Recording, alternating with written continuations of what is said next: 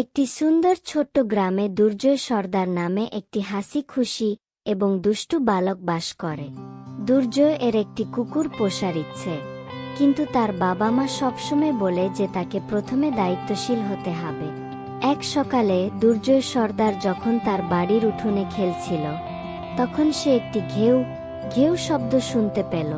কৌতূহলী হয়ে সে শব্দটি অনুসরণ করল এবং দেখতে পেল একটি ছোট তুলতুলে মুলমুলে গুলুমুলু কুকুরছানা একটি ঝোপের মধ্যে আটকে আছে।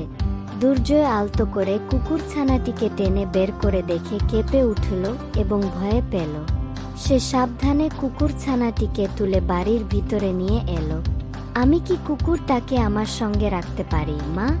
দুর্জয় তার বাবা মাকে অনুনয়ে বিনয় করল।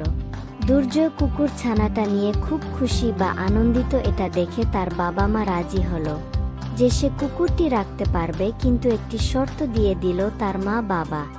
দুর্জয়কে কুকুরছানাটির যত্ন নিতে হবে এবং ভালো করে দেখাশোনা করতে হবে, সময় মতো খেতে দিতে হবে।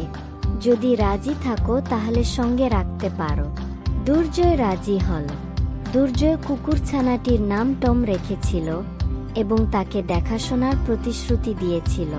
প্রতিদিন সকালে দুর্জয় সর্দার টমকে খাওয়াতো, তাকে বেড়াতে নিয়ে যেত, টমকে নিয়ে স্কুলে যেত, এমনকি স্কুল থেকে এসে টমকে পরিষ্কার করত, তাকে ঘুমানোর জন্য ভালো ব্যবস্থা করল।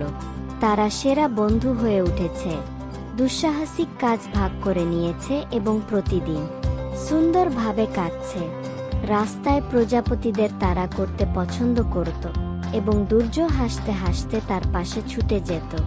একদিন বিকেলে কাছাকাছি একটি জঙ্গল দিয়ে যাওয়ার সময় দুর্জয় এবং টম একটি পুরানো পরিত্যক্ত গাছের ঘর দেখতে পায়। কুঁড়ে ঘর হবে সেটা দেখে মনে হচ্ছে এখানে একটা পাগল থাকত। অনেক ভেবে তারা এটি ঠিক করার এবং এটিকে তাদের আস্তানা করার সিদ্ধান্ত নিয়েছে।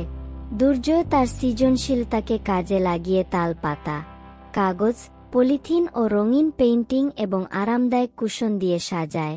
যখন টম তার লেজ নাড়াচ্ছিল, মনে হলো টমের পছন্দ হয়েছে এবং টম দুর্জয়কে সাহায্য করার জন্য তার মুখে ছোট লাঠি দড়ি এনে এনে দুর্জয়কে দিচ্ছিল।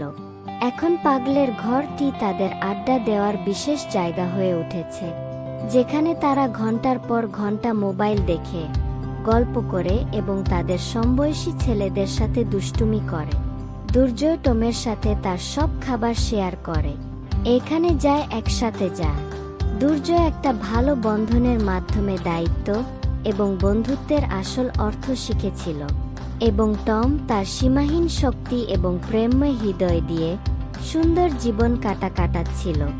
আনন্দ এবং হাসিতে পূর্ণ ছিল তাদের সময়গুলো। এইভাবে কয়েক সপ্তাহ চলে গেল। দুর্জয় দেখল যে সামান্য ভালোবাসা এবং যত্ন পেয়ে টম খুব প্রভু ভক্ত হয়ে গেছে, এমনকি দয়ার ক্ষুদ্রতম কাজটিও মহৎ দুঃসাহসিক কাজ করতে পারে, এবং তারা সর্বোত্তম বন্ধু হিসাবে সুখের সাথে সময় অতিবাহিত করছিল। কিন্তু হঠাৎ করে একদিন কুকুরটি একা একা রাস্তায় চলে যায় এবং একটি গাড়ির নিচে পড়ে আহত হয়।